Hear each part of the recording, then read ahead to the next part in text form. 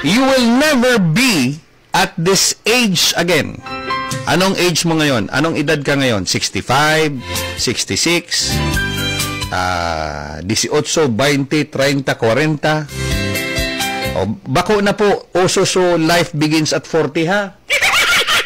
Wala nang katuturan yan ngayong panahon. Tanggalin nyo na yan sa vocabulary nyo. Life begins at 40. Kalukuhan yan. Life begins at 50. Okay? Life begins at 50. Pag nasa 50 ka, garo ka pa sa bagong mundag. Dakunon pang pwedeng mag-ibo. Ang dami pang pwedeng himuon sa buhay. Okay? Ang goal nyo dapat, you live up to 100 years old. Pero dapat, 100 years old, hindi yung uugod-ugod ka na. 100 years old, pero muscle man ka. Nagja-jogging ka, naglalakaw ka, pwede mong kaunon maski anong gusto mong kaunon, bako ka bedridden, dahil ka na sa wheelchair. Dapat arog ka, yan ang goal ta. You only have two choices. To have or to live an old age, no? Magurang. Pero duwa yan. Magurang ka, nasa kama ka o buwilo kang naglalakaw? Naglalakaw-lakaw? Duwa lang yan. Ikaman sanan magibo ka yan. Duwa man sana yan. May hilang ka, na nagurang ka, o daig kang hilang. O daig kang hilang, active ka, may muscle ka, may chicks ka pa! Diba?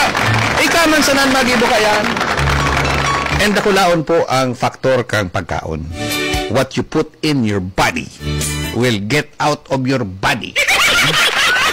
Okay, so ayan ha. Mga gusto ko lang ipaabot sa inyo para naman may katuturan yung aking pinagsasasabi dito. So, may nakapupulot kayong something. Kaysa naman puro na sana komentaryo, dahil man kikamugtakan. Puro na sana supon. Para supon man na, magidibo mo. Ayuson man buhay mo, iyo. Yeah. Ang gusto ko lang i-point out is you will never be at this age again. Please do whatever makes you happy. Please do whatever makes you happy. Julius Manahan po. Maraming salamat.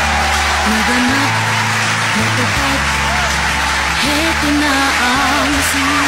Ang pangarap ay nagkaroon ng kulay.